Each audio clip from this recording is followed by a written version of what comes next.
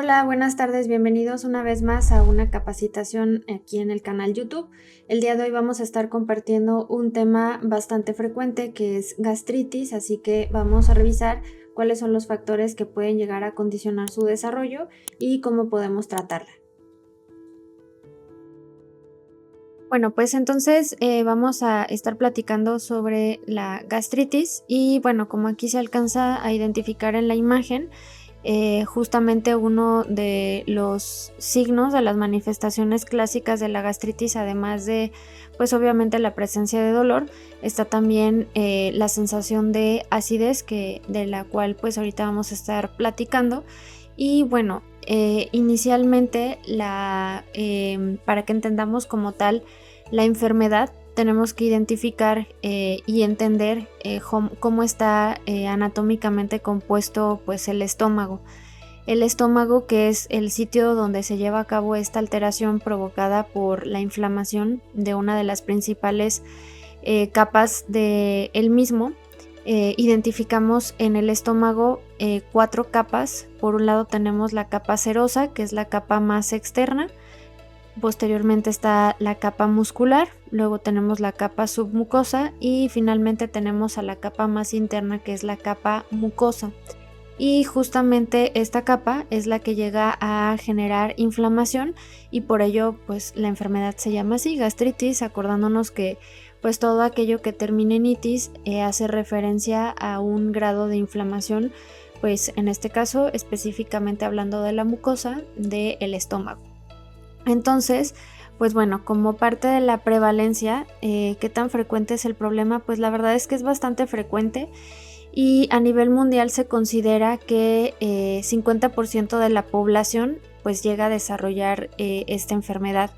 Y bueno, ahorita más adelante vamos a estar platicando que justamente esta bacteria conocida como Helicobacter pylori es una de las responsables también de generar pues esta inflamación. Y pues a nivel mundial se considera que el 50% de la población pues está infectada justamente con esta bacteria. La realidad es que prácticamente todos tenemos esta bacteria, solamente que pues en algún grado puede llegar a ser pues mucho más severo justamente su presencia y con ello pues la manifestación tal cual y el desarrollo de la enfermedad. A nivel nacional se dice que, es decir, aquí en México, el 80% de la población sufre de gastritis y bueno, no podemos nada más generalizar a la población adulta, sino que incluso también la población infantil. 10% de los niños entre 2 a 8 años también presentan pues gastritis. Ahora, en cuanto a las causas, la realidad es que la gastritis es considerada una enfermedad multifactorial. Esto significa que hay pues diferentes factores que se asocian con su desarrollo. Hay factores que son exógenos, es decir, que se encuentran pues de una manera en la que nosotros pudiéramos llegar a controlarlos, y con exógenos pues hablamos de factores como por ejemplo la ingesta de ciertos alimentos irritantes, está el uso de ciertos fármacos, por ejemplo los antiinflamatorios no esteroideos, y tenemos obviamente también la presencia pues de la bacteria que mencionábamos, la Helicobacter pylori. Y por otro lado están también los factores endógenos, aquellos que pues el mismo cuerpo puede llegar a estar condicionando. Y en este caso pues tenemos aquellos como por ejemplo el ácido gástrico y la pepsina, que se secretan en mayor cantidad, la presencia de bilis o de jugo pancreático y también la presencia pues de urea. ¿Cuáles son los más comunes? Pues justamente los factores exógenos. En este caso pues son aquellos que sí podemos nosotros llegar a modular, a controlar, y pues en este caso son los que estaremos pues hablando de que podemos llegar a tener pues el control de la enfermedad mientras también tengamos el control justamente de ellos. Entonces, como mencionábamos hace un momento, pues tenemos justamente la bacteria Helicobacter pylori, que es una de las principales. Yo les comentaba hace un momento que esta bacteria básicamente habita en el estómago, pues, de la mayoría de nosotros, y esto es a raíz de, pues, ciertos alimentos, la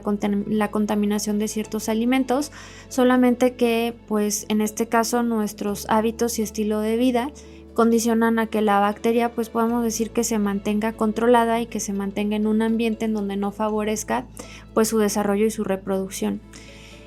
Por otro lado, está también, como mencionábamos, los hábitos alimentarios, el consumo de grasas saturadas, que condicionan a que se irrite esta mucosa, como mencionaba, la capa más interna del estómago, y que pues esto genere inflamación, y que si se da de manera continua, pues estos hábitos pues incluso la lesionen y generen una ulceración. El estrés también es otro de los factores determinantes y predisponentes. De hecho, este es uno de los principales. Y bueno, ya hemos platicado en algunas otras capacitaciones sobre el estrés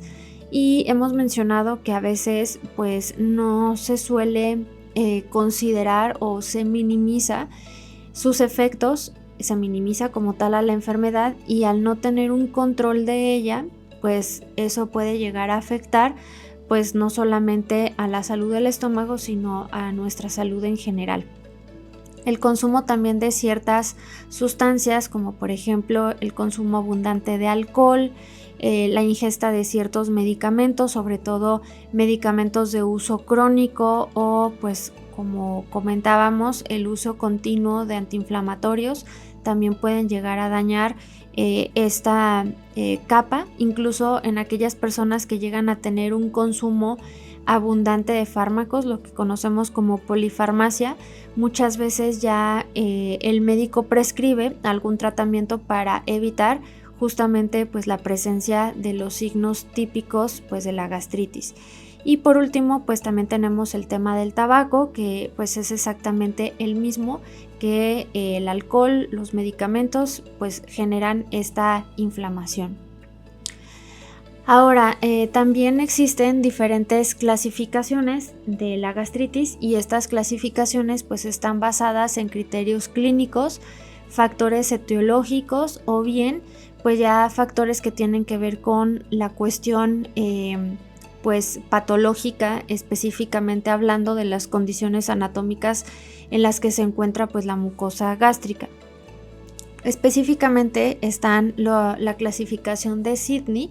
y esta clasificación ubica a la gastritis en 3 escenarios diferentes. Por un lado encontramos a la gastritis no atrófica, y es aquella que se asocia justamente con la bacteria Helicobacter pylori, puede llegar a ser superficial, no genera atrofia, y también se conoce como la gastritis tipo B. Tenemos a la gastritis atrófica multifocal, que está asociada a factores externos, es el más importante en su iniciación, pues nuevamente es la Helicobacter pylori. Esta podemos decir que es de las más comunes. Y por último tenemos a la gastritis atrófica corporal difusa, que esta es la que se conoce como la gastritis autoinmune, o también conocida como gastritis A, y se asocia principalmente con anemia perniciosa, porque pues además de generar inflamación, ya hay lesiones que están condicionando pues justamente la pérdida de sangre a partir de estas lesiones, y bueno, esto se asocia a esta anemia. Y bueno, la presencia también de anticuerpos anticélulas parietales, y el factor intrínseco, que el factor intrínseco también por ahí en alguna capacitación pues ya habíamos hablado de él, es esta sustancia que se secreta a nivel del estómago y que se requiere como tal la presencia de ácido clorhídrico para que se pueda sintetizar, y el factor intrínseco pues es necesario para la absorción principalmente de la vitamina B12. En cuanto a la fisiopatología, cómo se desarrolla pues la gastritis, pues tenemos que puede llegar a provocar justamente daño a la mucosa gástrica, pero sobre todo este daño que puede llegar a provocar pues la Helicobacter pylori depende de factores como pues el tiempo y la permanencia. Y bueno, este rol pues podemos decir que justamente la mucosa gástrica actúa como una especie de barrera gástrica que cuando se llega a rebasar pues esta tolerancia, entonces ahora sí puede llegar a generar cambios anatómicos y pues eso se asocia con el riesgo pues de las complicaciones, como lo observamos aquí en la imagen. Si se fijan, aquí se alcanza a identificar pues la porción que nos estaría retratando un estómago pues íntegro, que no tiene pues ni ningún grado de inflamación ni ninguna lesión. La capa de la mucosa está completamente íntegra, saludable, pero conforme empezamos a identificar factores como el Helicobacter pylori pueden ir dañándola hasta que justamente esa capa se queda pues anulada, queda completamente dañada hasta el punto que incluso puede llegar a perderse y puede empezar a afectar pues a las siguientes capas, y al afectar a las siguientes capas pues se generan pues ya las úlceras de mayor gravedad, de mayor tamaño, de mayor profundidad, hasta que puede incluso haber pues una perforación gástrica. Ahora, como mencionábamos, pues esta mucosa, al ser considerada como una barrera gástrica, pues está constituida por diferentes componentes. Y bueno, el trastorno de estos componentes pues pueden llegar a condicionar justamente las lesiones, permitiendo pues que la acción tanto del ácido que se forma a nivel del estómago, los ácidos biliares, pues sean mucho más, generen mucha más afectación, alteración a pues la integridad como tal del estómago. Para que entendamos un poco más fácil, la mucosa se llama así porque es una especie como de gel de moco que protege justamente al estómago. Y pues nos preguntaremos cómo es que el estómago se mantiene pues íntegro aún y cuando hay la producción de un ácido, pues es justamente a partir de este componente que envuelve a la pared como tal estomacal y evita pues que haya un daño por parte del ácido clorhídrico, que finalmente pues es necesario para el proceso de la digestión de los alimentos. En cuanto a las manifestaciones clínicas, los signos y principalmente los síntomas, pues identificamos las características clásicas, como son pues la famosa acidez, la acidez que se da y que se llega a percibir, normalmente el paciente lo refiere en la boca del estómago, la presencia de náuseas, vómitos, está también pues la presencia de dolor, obviamente abdominal, tenemos incluso la presencia de mal aliento, está pues incluso también ya conforme va evolucionando pues de manera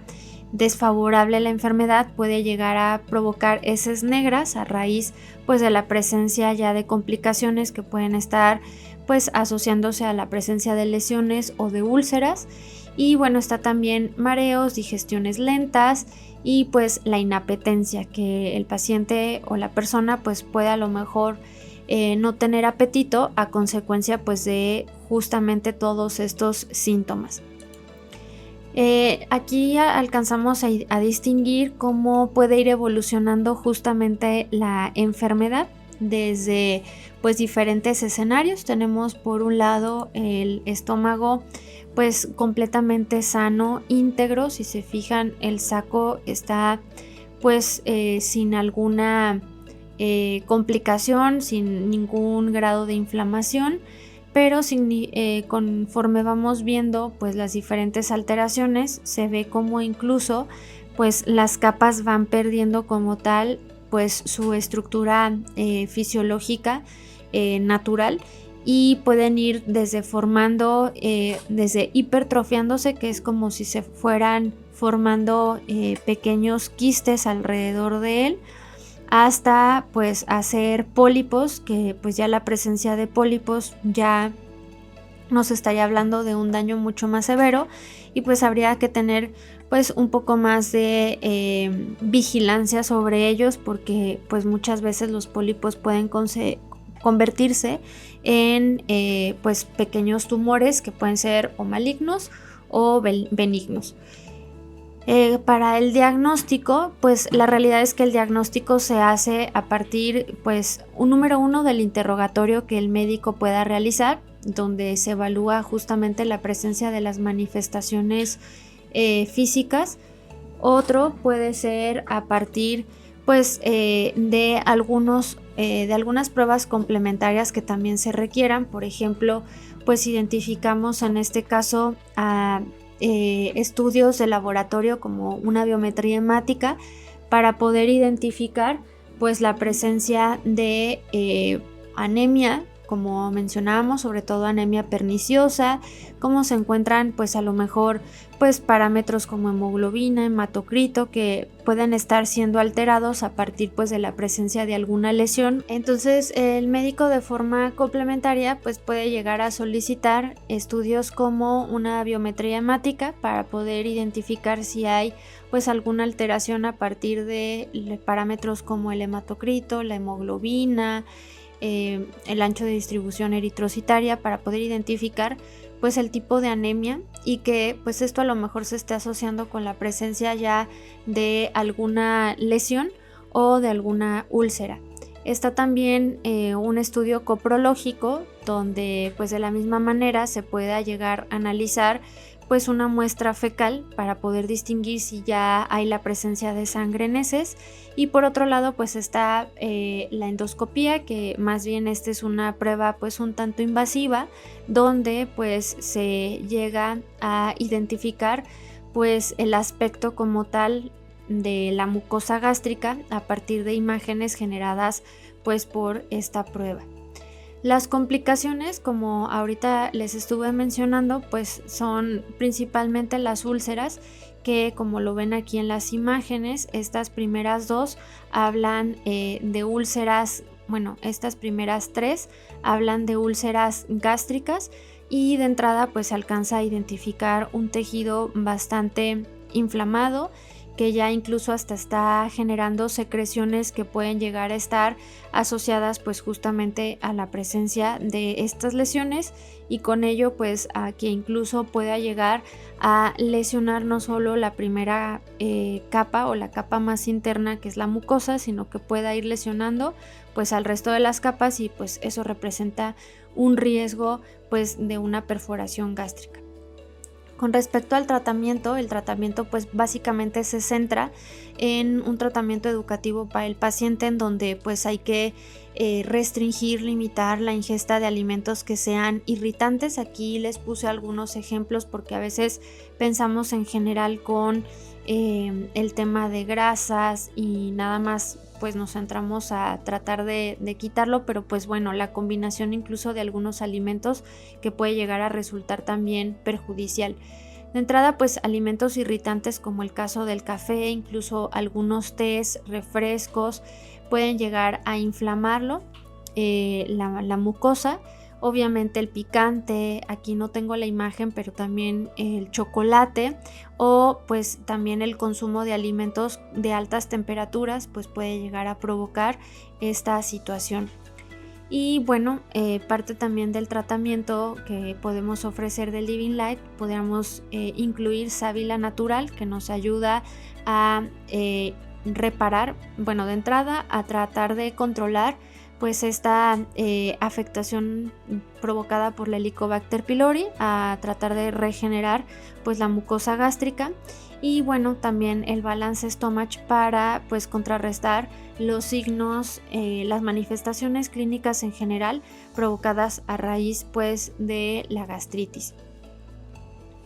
Muchas gracias por acompañarnos el día de hoy, ojalá que haya sido de su interés esta información, y recordándoles nuevamente que si tienen algún tema de interés para que podamos tratarlo, abordarlo aquí en este espacio, nos lo hagan saber y con gusto pues lo estaremos calendarizando. Sin más por el momento, pues nos vemos el día de mañana con más información. Muy buenas tardes.